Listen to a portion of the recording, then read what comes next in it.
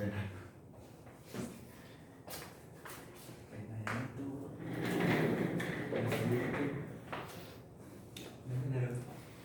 bismillahirrahmanirrahim. Assalamualaikum warahmatullahi wabarakatuh. Waalaikumsalam warahmatullahi wabarakatuh. Kita lanjutkan kuliah yang kemarin dari Zoom tiba-tiba putus, nggak tahu. Oke, kita lanjutkan dengan kuliah offline supaya lebih bersemangat lah aja. Kalau di Zoom kan nggak terlalu bersemangat. Kameranya di off kan, gitu kan. Pemohon di WC kan nggak tahu kan. Mungkin dia dari WC kan, iya pak, dia kan nggak tahu. Oke, kita lanjutkan ke efek fotolistrik. Jadi sebelum UTS mungkin batasannya efek fotolistrik. Jadi ada radiasi benda hitam dan efek fotolistrik. Kemudian setelah UTS baru yang selanjutnya ya. Nah, efek fotolistrik yang kemarin sudah kita bahas sedikit.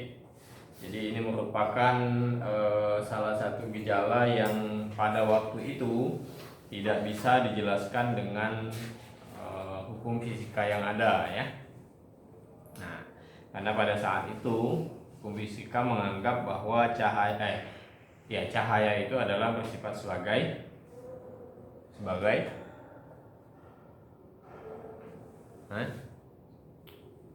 apa, Ais?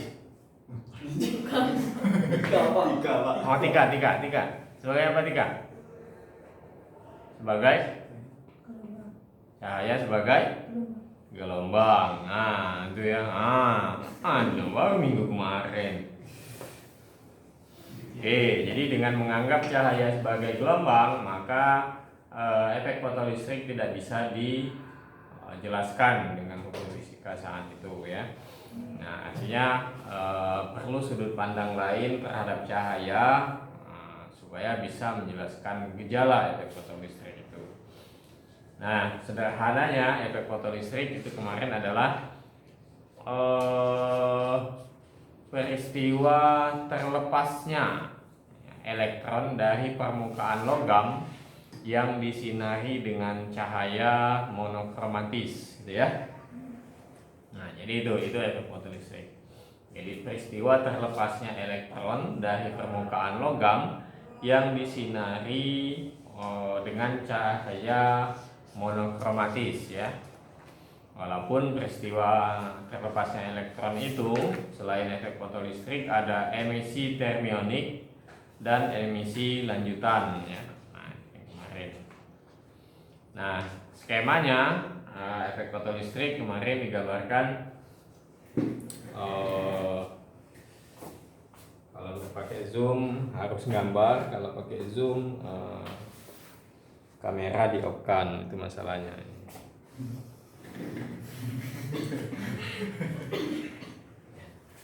Jadi ini efek fotolistrik skemanya.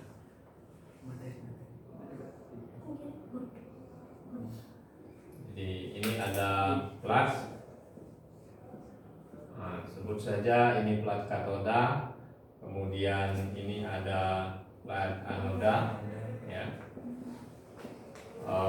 Ini tabung hampa udara, kemudian di sini dihubungkan dengan sebuah sumber potensial. Oke, ini sumber potensial, lalu sini dipasang sebuah termostat.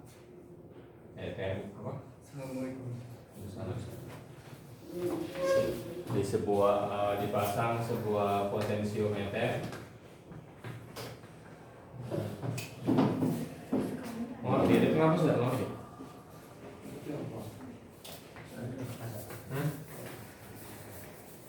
Ada mau di sini tidak kok? Tisu dapat tisu. Oh ya,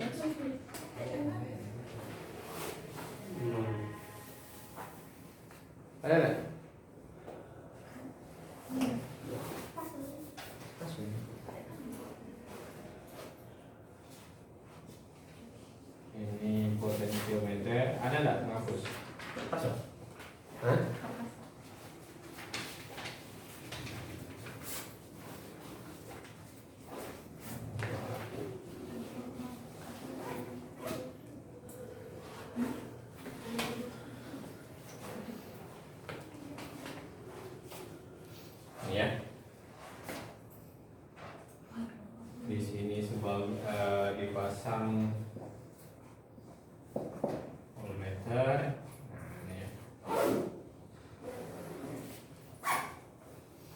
Ada?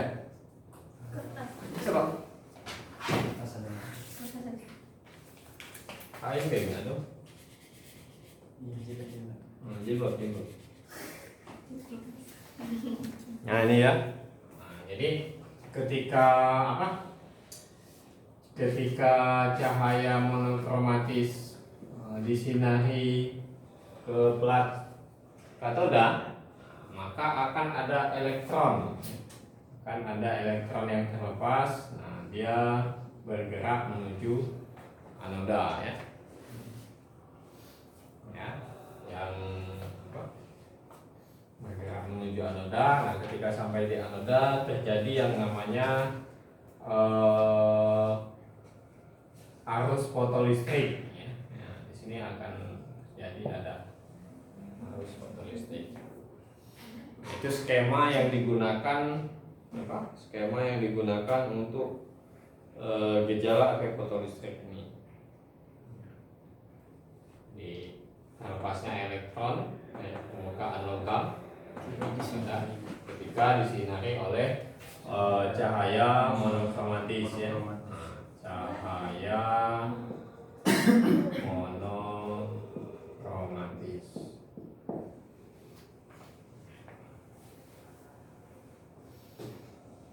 Jadi sebenarnya tidak ada masalah mau disinari mau tidak itu kan. Hanya saja ketika disinari, kenapa ini tidak bisa dijelaskan dengan fisika klasik waktu itu yang menganggap bahwa cahaya itu sebagai gelombang.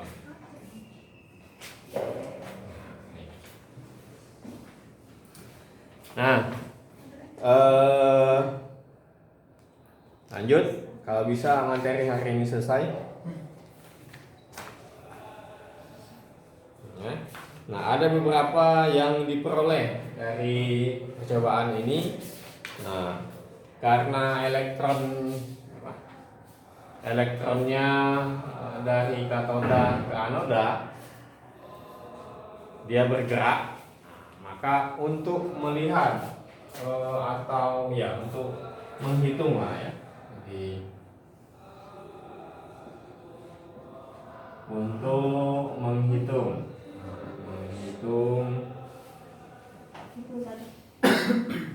berapa kecepatan ya, untuk menghitung kecepatan elektron kita harus menggunakan potensial penghalang.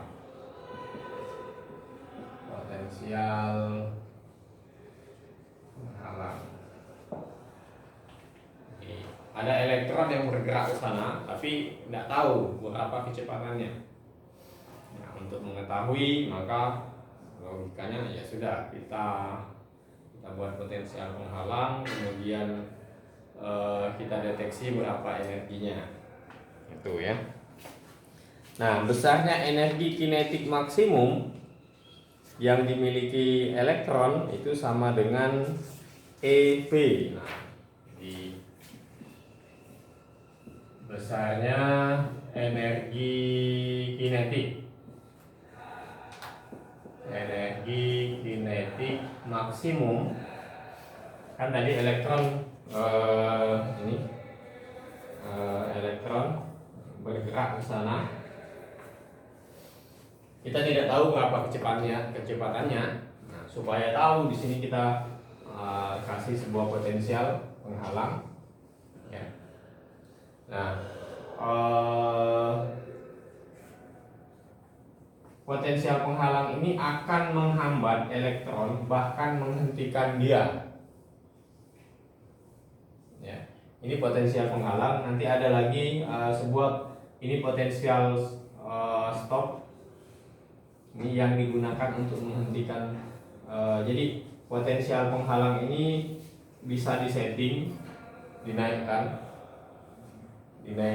diubah-ubah nilainya dari 0 terus sampai berapa gitu, sampai dia mencapai ini. Jadi kalau menggunakan potensial stop, elektronnya pasti berhenti. Nah, itu. Jadi Jadi artinya energi kinetik maksimum yang dimiliki oleh elektron sehingga dia berhenti itu adalah sebesar ini ya, sebesar potensial stop. Kalau kita gunakan potensial penghalang belum tentu, karena kalau potensial penghalangnya di bawah ini elektronnya masih bergerak, tapi mungkin lebih lambat, kan itu logikanya kan. Nah, tapi ketika potensial penghalangnya sama dengan potensial penghenti, maka elektronnya akan berhenti. Artinya energi kinetik maksimum elektron ini, elektron yang bergerak ini, K maksimumnya itu sama dengan EV ya. V ini beda potensial yang digunakan ya. E ini adalah muatan elektron ya. Di E ini adalah muatan elektron. Muatan elektron. V adalah potensial. Itu. Jadi potensial yang digunakan energi kinetik maksimum yang bisa dimiliki elektron itu hanya sebesar EV-nya. Oke. Itu yang pertama. Kemudian, beberapa data eksperimen itu katanya ketika foton itu disinarkan kepada katoda, diperlukan frekuensi ambang, ya, diperlukan frekuensi ambang supaya elektronnya ini terpancar ke sini. Jadi elektronnya ini melekat di katoda, lengket di sini. Nah, supaya dia itu lepas dari katoda, maka diperlukan berapa frekuensi minimalnya, yang disebut dengan frekuensi ambang. Yang nanti itu diubah menjadi energi ya. Berapa energi ambang foton yang bisa melepaskan elektron? Bayang nggak?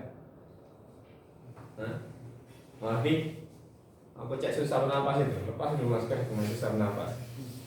Susah bernapas karena masker, aku karena mikir ya.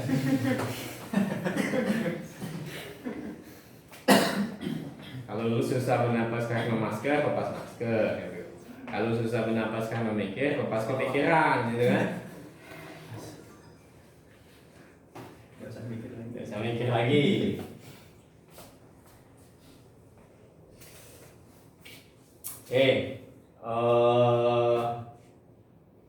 Bayangannya seperti ini. Misal di papan tulis ini ada sebuah debu, ya. Jika ada? Enggak. Berarti jalan masih pikiran ya kan? Masih rasional. Iya. Kalau kamu ngomong kejiwaan Pak, perlu dipertanyakan, ya kan? Bahaya. Debu udah kelihatan apa beda kejiwaan ya? Nah, misal inilah di pegangan ini ada HP kan. Nah, kalau bapak tiup dia tidak jatuh kan, misalnya tiupnya kencang baru jatuh kan. Nah, seberapa kencang niupnya ketika itu jatuh itu yang disebut dengan nanti disebut dengan frekuensi ambang. Jadi frekuensi yang diperlukan elektron untuk lepas dari permukaan logam, yang nanti itu disebut dengan energi. Paham? Tidak paham juga? Nah, inilah misalkan ini. Kalau diketok dikit-dikit, macam dulu ya hati. Agak galak intinya.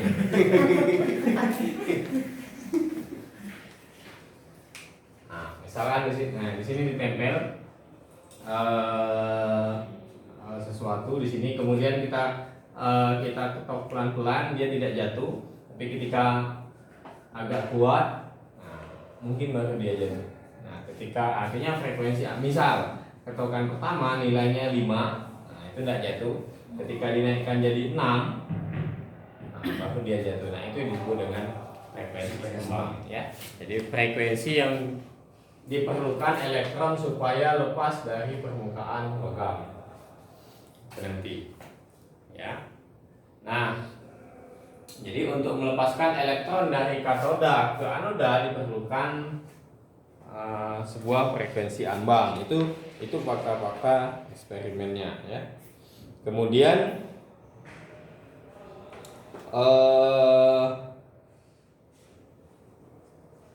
plotnya, data eksperimennya, plot bagaimana keterkaitan antara potensial penghalang dengan potensial stop dengan frekuensi yang digunakan. Jadi seperti ini. Ini adalah potensial stopnya, ini variabel frekuensinya. Kalau di sana tidak pakai F ya, pakainya num ya. Kemudian ini untuk plat apa itu? Kalium. Ini untuk plat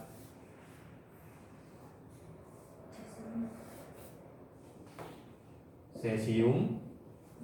Lalu satu lagi untuk plat kurkum.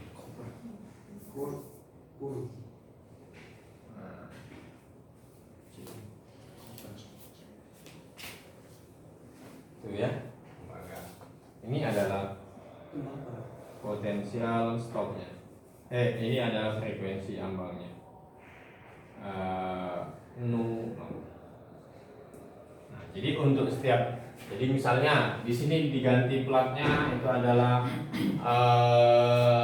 kalium, maka besar potensialnya, besar frekuensi ambangnya adalah misalnya di sini 10 misalnya ya. Kemudian ketika menggunakan cesium ini 20 dan seterusnya. Gitu. Artinya untuk setiap logam akan memiliki frekuensi ambang yang berbeda-beda. Ya. Itu. Nah, besarnya energi ambang yang digunakan tadi kan frekuensi, besarnya energi ambang yang digunakan itu adalah EP ini H nu min H nu 0. Oke. Jadi ini adalah energi kinetik. Ya. Jadi energi kinetik tadi yang berkaitan dengan apa? Potensial penghenti itu sebesar H nu min H nu 0. Ini energi foton. Ini energi foton. Ini energi ambang.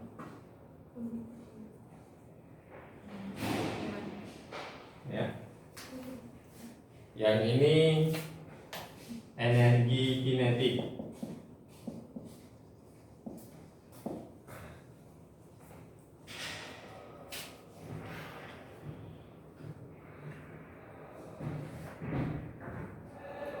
Kenapa dia seperti ini?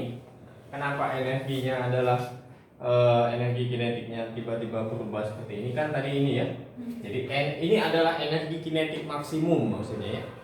Ini adalah energi kinetik maksimum yang digunakan untuk menghentikan elektron yang bergerak dari dari katoda ke anoda. Jadi sebesar itu. Ya. Artinya yang bagian sebelah sini itu adalah bisa menjadi energi kinetik maksimum sebesar potensial penghentinya, potensial stopnya ya. Nah, ketika dia berada di bawah potensial stop, maka energi kinetiknya ya berubah seperti ini. Ya. Nah, lihat di sini energi kinetik, ini energi foton, dan ini adalah energi ambang. Energi ambang itu adalah tadi frekuensi ya, ada frekuensi ambang. Ini frekuensi ambang nu 0. Nah, nu 0 tadi adalah frekuensi ambang yang digunakan untuk melepaskan elektron dari permukaan katoda.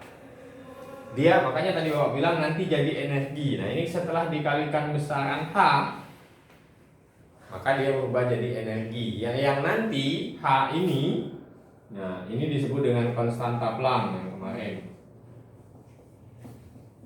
Nah, konstanta Planck yang nilainya ya, nilainya. Jadi ini hanya faktor pengali. Jadi setelah setelah radiasi benda hitam kemarin si Planck itu membutuhkan satu konstanta yang kecil sekali yang 6,62 kali 10 pangkat min 34 joule sekon. Itu yang dia butuhkan supaya bisa menjelaskan radiasi benda hitam ya. Nah, kemudian di sini juga perlu kesebandingan, sesuatu pembanding yang bisa menjelaskan efek fotolistrik. Ternyata nilainya sama, makanya di sini juga muncul H. Ya. Nah, nanti untuk untuk mengingat jasanya si Planck, maka itu disebut dengan konstanta Planck nanti ya. Oke. Nah, kenapa dia jadi, lihat ini jadinya energi, ini adalah energi juga, ini jadi energi kinetik. Nah, jadi awalnya energi yang digunakan oleh energi yang diterima oleh plat ini, oleh tabung hampa udara ini, itu adalah energi foton, gitu ya. Kan tidak ada yang lain, hanya ada potensial penghenti ya. Dan itu pun akan bekerja kalau ada yang bergerak. Ada yang menghentikan itu kalau ada yang bergerak. Ya. Kalau tidak ada yang bergerak, siapa yang menghentikan? Gitu kan? Siapa yang mau bekerja sebagai penghenti kalau tidak ada yang bergerak? Hah? Siapa yang mau bekerja sebagai tukang sapu kalau tidak ada yang motori? No black, no game. No black, no game ya. Kan tidak mau deh. No apa tuh? No black, no black, no game. Siapa yang mau main catur kalau papannya itu putih semua ya? Paham nggak mungkin? Ya? Ya? Ingat, kalau tidak ada kejahatan, siapa yang mau ngomong baik, gitu kan? Nah, gitu ya. Sudah Pak, kena jadi jahat juga ya sudah, tidak apa-apa, gitu kan? Tapi dengan konsekuensinya, gitu kan? Nah, jadi ada baik, ada buruk, ada hitam, ada putih, ya tidak apa-apa. Mau jadi baik silakan, mau jadi buruk silakan, tapi dengan konsekuensi masing-masing, kan itu kan? Tidak belajar silakan, mau belajar silakan, tapi dengan konsekuensi masing-masing. Nah itu kan? Nah, kalau dapat A, kalau tidak dapat ada yang dapat D ya.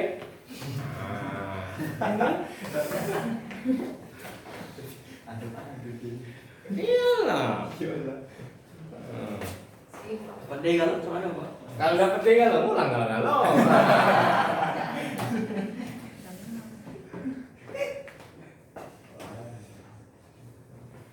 Jadi maksudnya buka pikirannya, buka wawasannya, nggak usah lah ngotot aku yang paling benar, nggak usah ya kan. Nah ini no black no game. Mainkan role-nya saja, mainkan permainannya saja. Waktu main black ya main black gitu kan. Tapi dengan konsekuensi kan itu kan.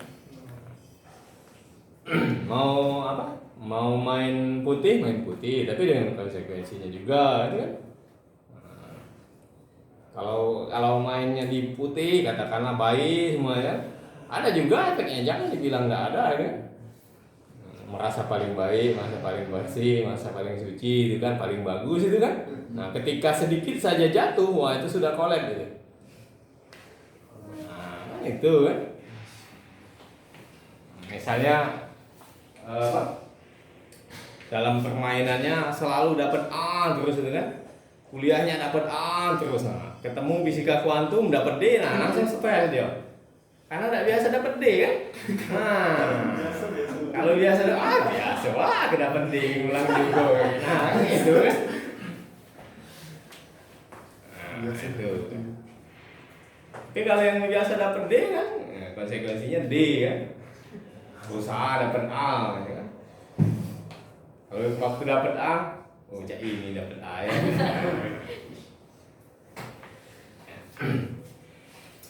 Oke. Saya mana tadi? Nongkrong. Itu.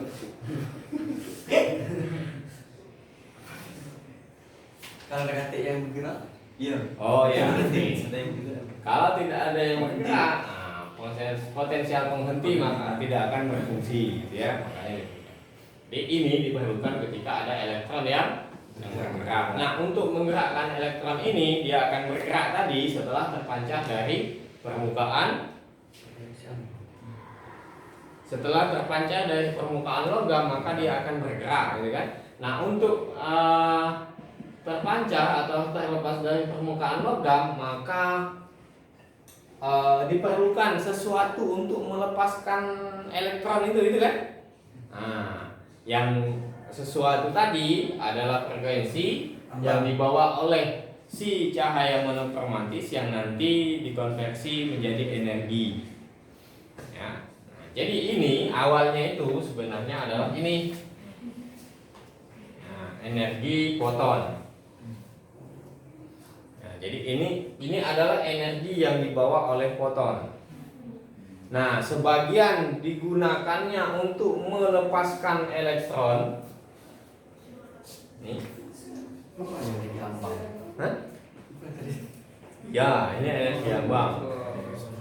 Waalaikumsalam warahmatullahi wabarakatuh. Perasaan Yani, terus Musdalifah, Mirna, Reza, siapa sih lagi? Dwi, cuma lo pesan nih mandi subuh kan? No. Yani Pak, dia kemana Pak? Yani Pak, kami tuh Yani Pak.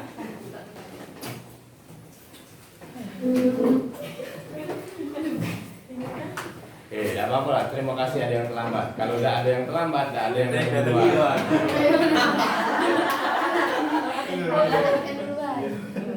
Dia cuma separuh datang jam 8 kalau kan, berarti yang telat kan? Tidak ada yang bisa disebut sebagai pendahulu kan? Nah, jadi kamu yang pendahulu, terima kasih dengan yang telat. Nah,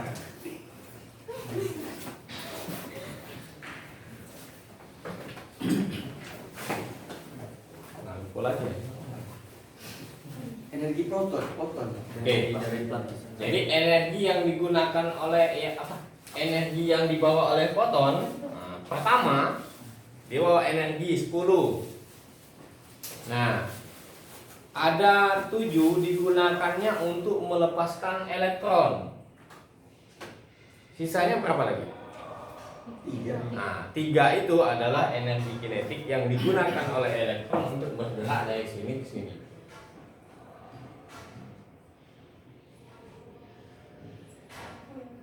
Masuk akal nggak?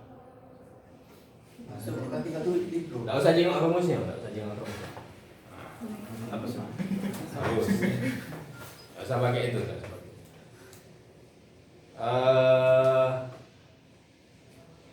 Mawardi punya kekuatan 10. Yang tantang pasti banyaknya. Banyaknya? Satu. Nah, ada 60%, ada 0,6 yang digunakan untuk mengangkat mengubah posisi kursi ini atau ini lagi. Mengubah posisi papan tulis ini nyabutnya. Nah, itu sebesar 0,6.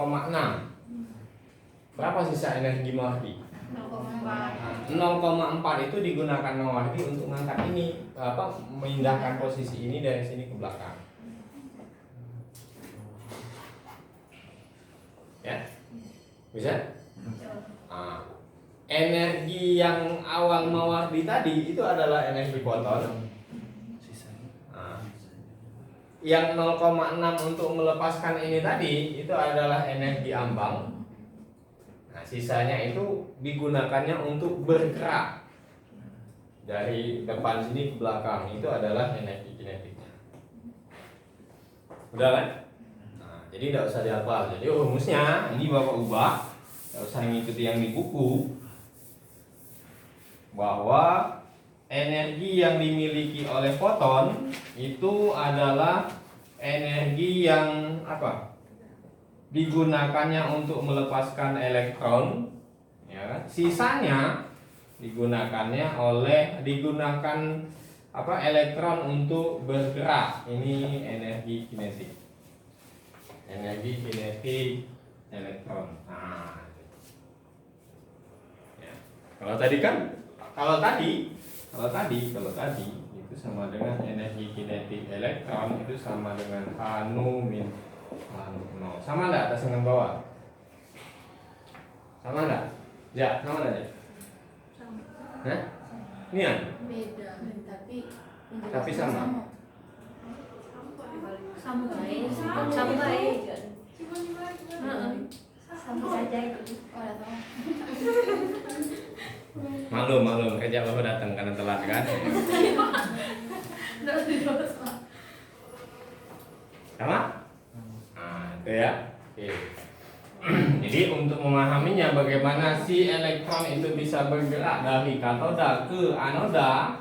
Nah, tadi jadi energi yang digunakan oleh si elektron untuk melepaskan digunakan foton untuk melepaskan elektron itu adalah berasal dari energi kinetik energi fotonnya sendiri dikurangi dengan energi kinetik. Ini ya. Kalau di SMA ini disebut dengan biasa disebut dengan fungsi kerja ya. Ini disebut dengan fungsi kerja biasanya. Ya, fungsi kerja. Fungsi kerja yang bergantung kepada logamnya. Nah, ini makanya tadi untuk setiap logam kalium, cesium dan tembaga, nah, itu punya frekuensi ambang masing-masing. Dia punya frekuensi ambang masing-masing. Artinya fungsi kerja ini bergantung kepada logamnya, ya. Pada logamnya ini bergantung kepada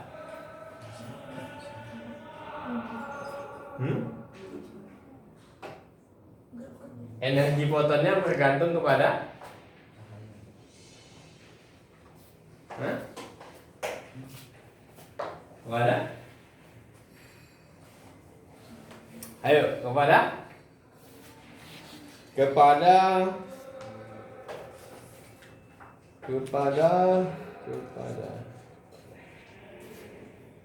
kepada apa Gi?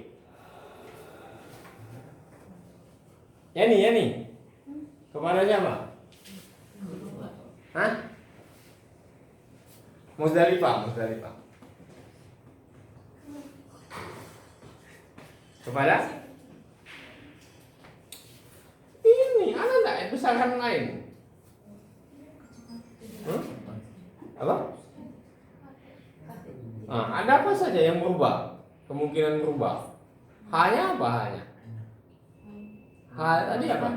Konstansa Planck nanti. Artinya ini saja. Apanya? Hah?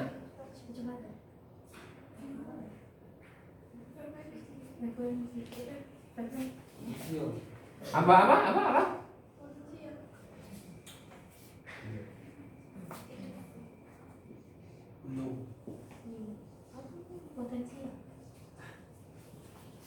Bisa nggak bedakannya? Logam. Nah, ini apa nih?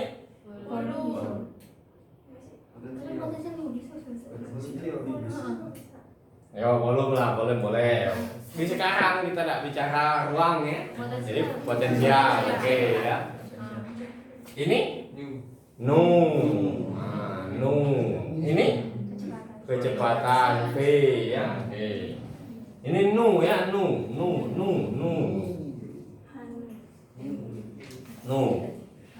Frekuensi.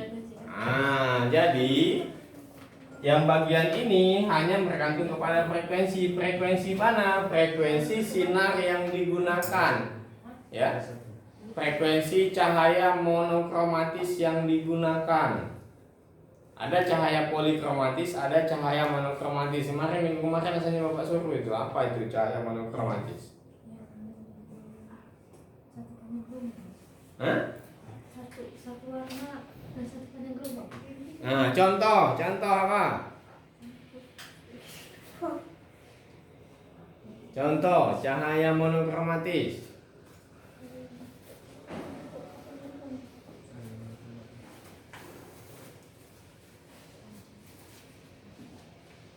Apa mengerti?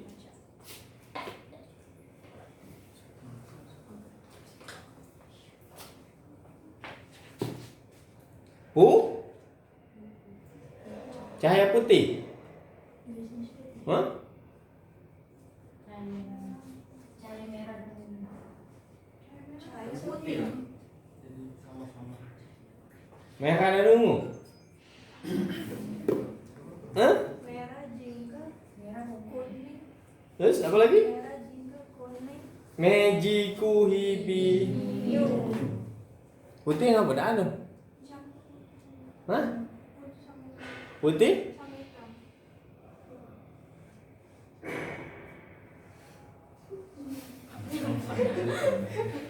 Putih nggak ada? Ada. Mono atau poli putih?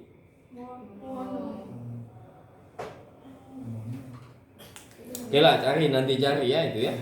Cari. Nah, jadi bergantung kepada cahaya monokromatis yang digunakan. Artinya ketika kita menggunakan warna jingga akan berbeda dengan ketika menggunakan warna biru atau ungu. Nah, itu makanya ini bergantung cahaya yang digunakan ya. Oke.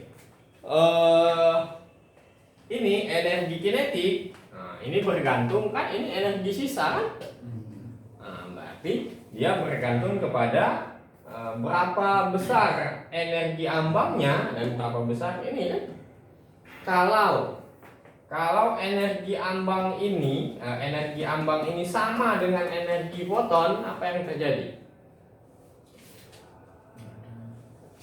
Logikanya. Energi Mawardi tadi satu cuman. Nah, sementara untuk melepaskan ini cuman satu. Energinya satu. Hah? Apa yang terjadi? Diam. Apa yang diam? Ini bagaimana kejadian dengan ini? Hah? Energi untuk menghancurkan ini sebesar satu. Mawardi cuma punya satu. Bisa hancur enggak?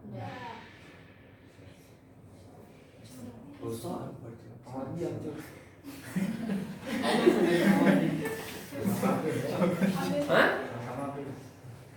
Ayo. Logikanya.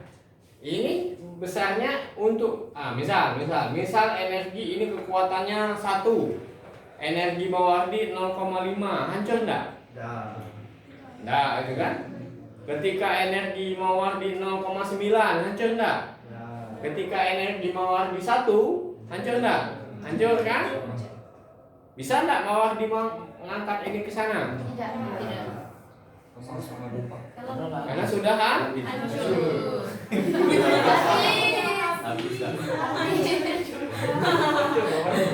Iya sudah. Jadi energi Mawardi hanya digunakan untuk melepaskan ini saja. Sudah itu habis dia kata tenaga. Aku tidak kuat lagi pak. Ganti yang gini pak. Ya, jadi ketika energi fotonnya itu hanya sama dengan fungsi kerja, ya, dia hanya bisa melepaskan elektron saja, tidak bisa elektron itu berpindah dari katoda ke anoda karena tidak ada sumbangan energi lagi. Nah, itu. Ya. Tapi ketika misal energi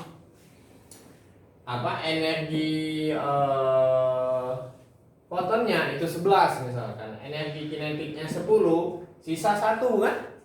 Nah, 1 itulah yang diberikan kepada elektron untuk bergerak dari katoda ke anoda. Nah, tapi ingat, ada potensial penghalang juga di sini.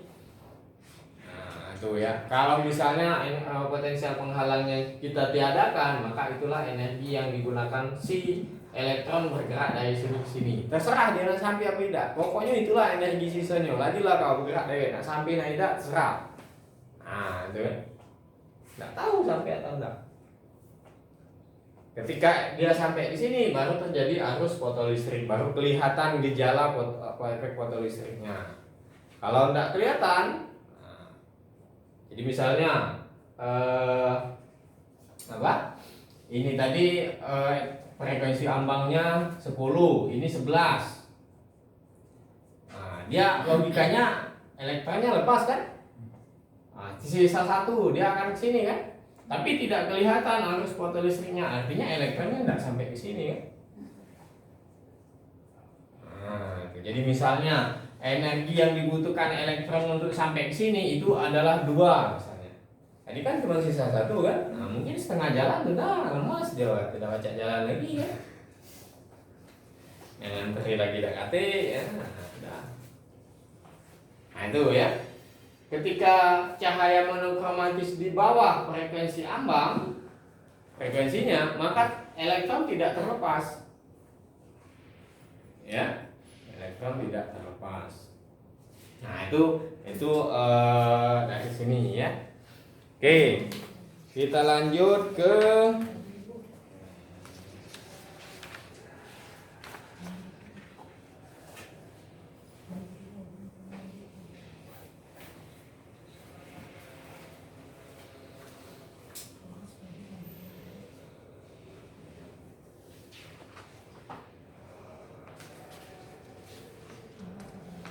Nah,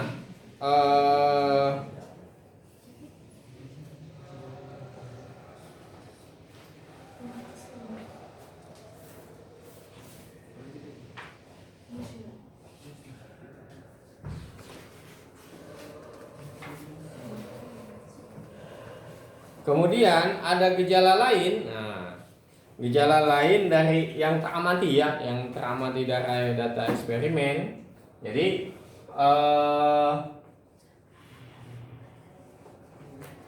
karena foton frekuensi tadi berkaitan dengan energi, kemudian ini hubungannya dengan intensitas. Jadi intensitas energi ya, energi yang masuk ke sini, nah itu bergantung kepada intensitas. Intensitas itu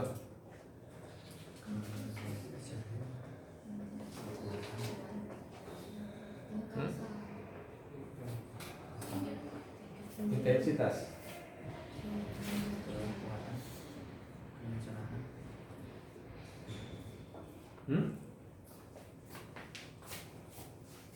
Intensitas. Daya persatuan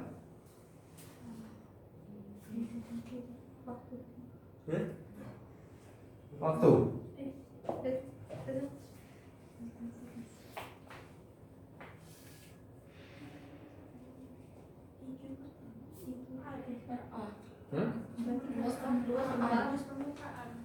Per A. Kalau daya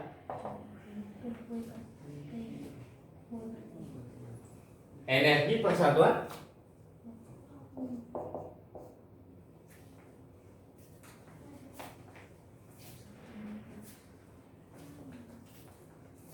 daya.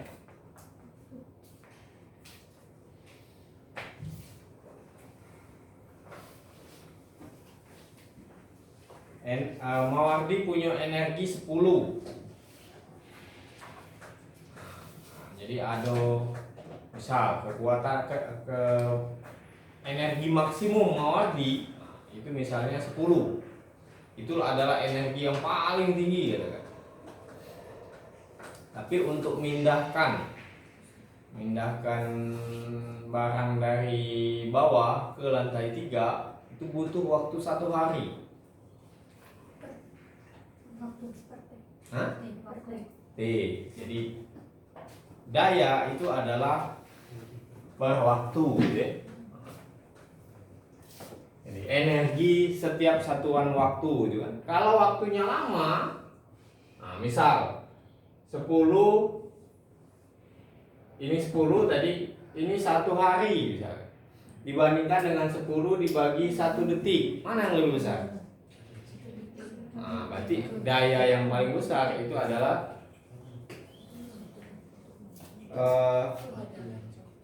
waktu yang singkat ya. Nah, jadi daya itu adalah kecepatan energi ya, kecepatan energi yang digunakan. Jadi kalau Mawardi lari itu cuman set, nah itu dayanya besar. Sebulan.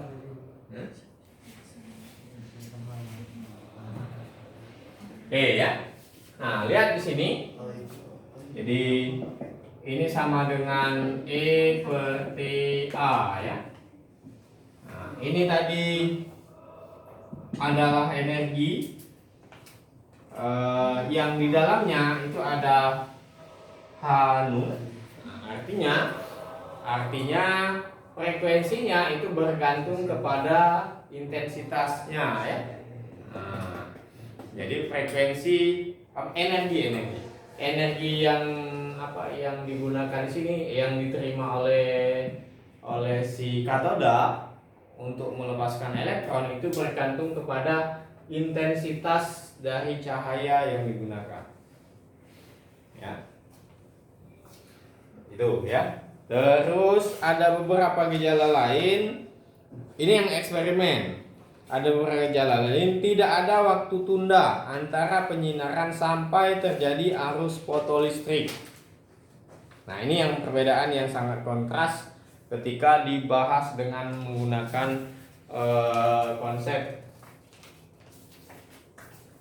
rumusan fisika klasik. Ada yang bawa jilbab dulu ya? Mawardi boleh minjem baju. Baju mawar boleh Pak. Iya, dulu kan.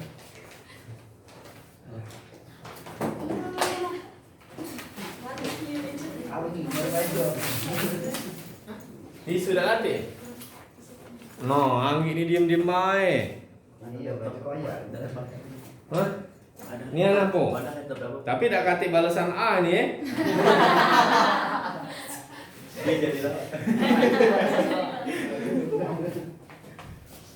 Pak, aku tahan bungkus laptop gitu kan. Tahu efek fotolistrik pas UTS dapat 5-an. Beli Pak. Hah? Mana ada cerita 5B?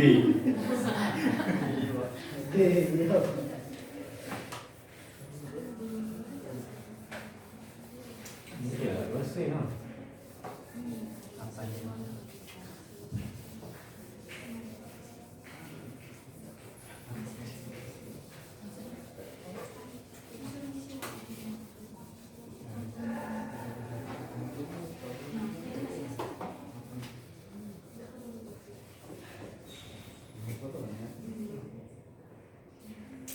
Hei, tidak ada waktu tunda antara penyinaran sampai terjadinya arus fotolistrik. Ya. Nah, nanti kita lihat saja nanti. Kemudian kuat arus fotolistrik berbanding lurus dengan intensitas cahaya. Oke.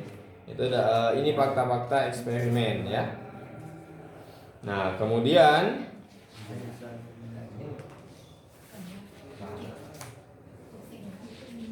bagaimana dengan penjelasan teori klasik ya? Nah, penjelasan teori klasik katanya sama ketika dalam bahasan tadi diperlukan frekuensi ambang untuk melepaskan elektron, teori klasik juga menjelaskan yang seperti itu ya. Nah, tetapi ketika membahas ketika data eksperimen menunjukkan bahwa tidak ada waktu tunda istilahnya. Jadi ketika cahaya itu datang, kan langsung lepas, itu yang kenyataannya. Tapi ketika dijelaskan dengan teori klasik, ada waktu tundanya. Nah, ini yang pening kepala waktu itu kan. Untung kita tidak lahir waktu itu. Itu yang pening.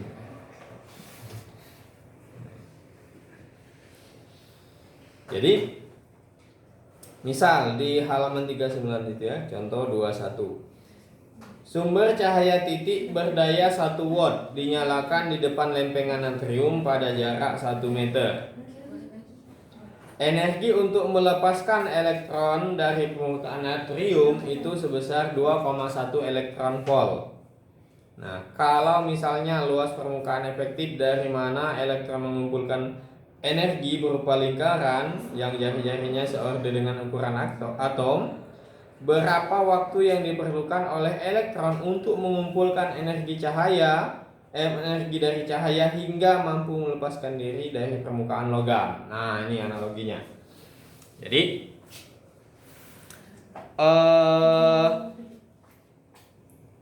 di sini ada sumber cahaya sebesar 1 watt. Ini apa 1 watt ini? Watt itu satuan apa? Daya. Oke. Lalu ada lempeng natrium. Lempeng natrium yang jaraknya ini 1 meter. Di sini ada elektron. Katakanlah, kelihatan enggak? Ada ya, titik itu ya, anggap elektron ya. Nggak mungkin kan ini lempengnya Bapak buat elektron ini kan.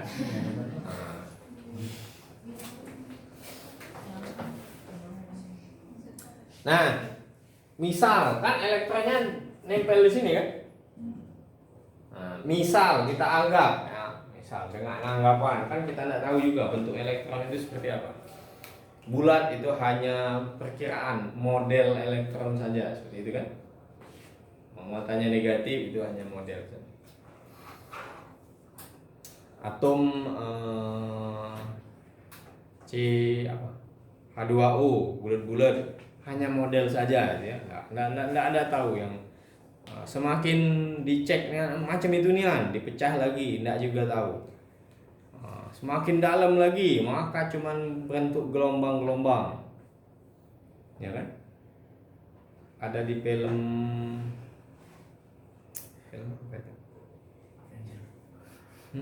Film Avenger. Katakanlah yang teknologinya paling ini kan? Iya. Ini Ant-Man. Ant-Man. Berarti sebelum di Avenger. Di Ant-Man yang waktu ketika itu profesornya yang jadikan dia Ant-Man. Nah, misal Anggi jadi Ant-Man, nah bawa profesornya gitu kan? Nah, ketika profesornya itu masuk ke dunia kuantum itu, di sana kan cuman diibaratkan dengan berupa gelombang-gelombang itu saja. Nah, saking tidak keruannya. Sebenarnya kalau dicari lagi juga makin tidak ketemu. Jadi apa yang mau dicari kan? Jadi dari ada, nah ini kan ada kan kelihatan kan? Ini HP. Waktu dipecah mau melihat apa yang membentuk HP sebanyak ini ya. Pecah. Jadi potongan. Masih ada, terus dikejar sampai kecil-kecil, ternyata tidak ada. Ya kan sudah dipecah kecil-kecil, mana ada lagi kan?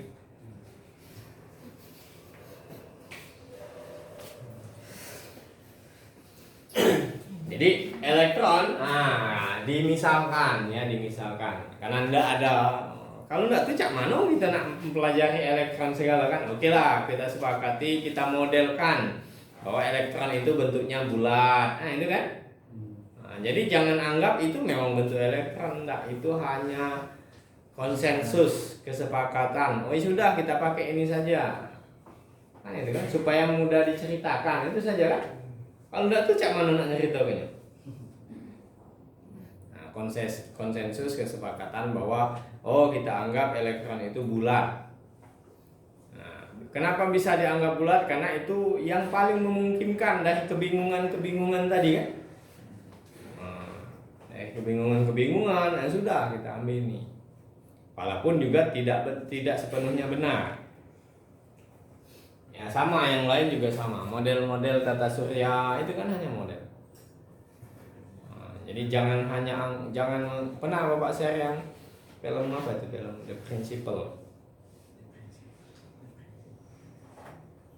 Ada Bapak share itu The Principle. Coba lah kamu nonton. Di sana dijelaskan bagaimana sains itu dibentuk. Ya, sains itu dibentuk mulai dari apa? Teori geosentris yang menganggap bumi sebagai pusat tata surya, gitu kan? Kemudian bertahan sampai berapa lama? Nah, kalau kemarin dijelaskan sekitar 1.500 tahun bertahan seperti itu. Nah, kemudian ada yang mengusulkan ya, ada yang perkara benar atau salah dia mengusulkan itu kan, perkara itu juga didorong dengan kepentingan politik, kekuasaan dan sebagainya gitu kan. Nah, akhirnya yang bertahan sampai sekarang itu adalah teori heliosentris. Tuh. Demikian halnya juga dengan bumi bulat, bumi datar gitu kan. Ada yang kekeh bahwa bumi itu bulat gitu kan. Nah, itu hanya model ya, sebut saja itu hanya sebuah model. Nyatanya datar-datar saja gitu kan.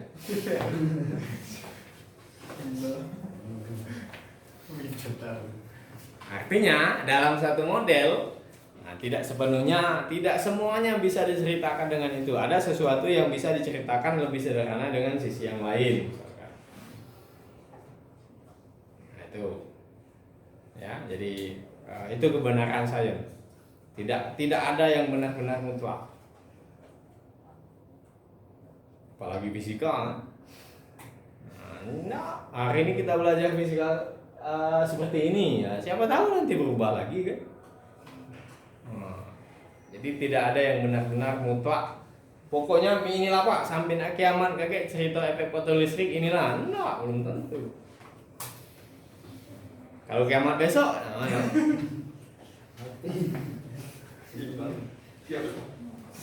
Siapa kiamat besok? Hah? Ini anak kok?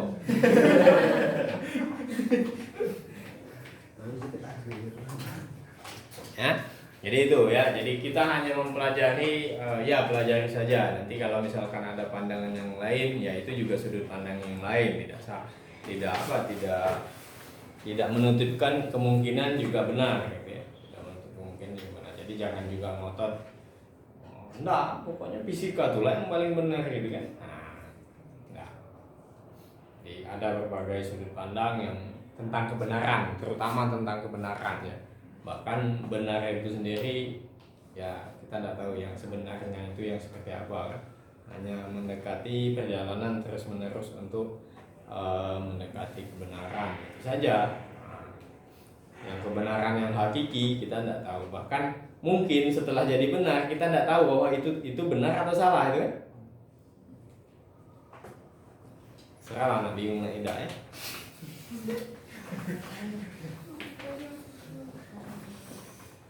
Ngapa ya nih kedinginan apa? Hah? Ngantuk Pak. Oh, udah balik lah duluan semalam masih ngantuk. Bukan ya? Dari Bapak maksudnya? Kami yang terakhir yang benci dari yang lain. Balik juga langsung tidur. Belum Pak. Kami udah jalan kaki, udah jalan. Oh, jangan salah Bapak nanya makan dulu.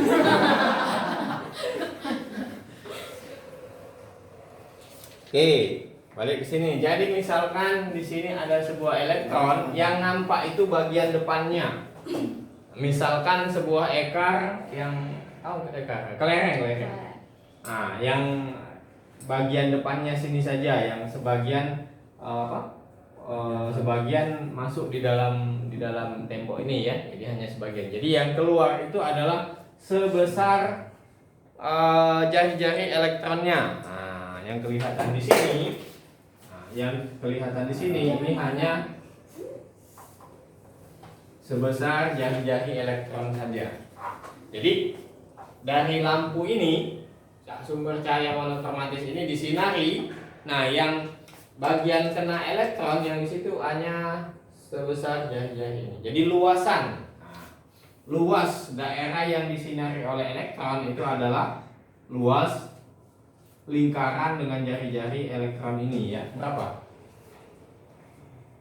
Luas lingkaran?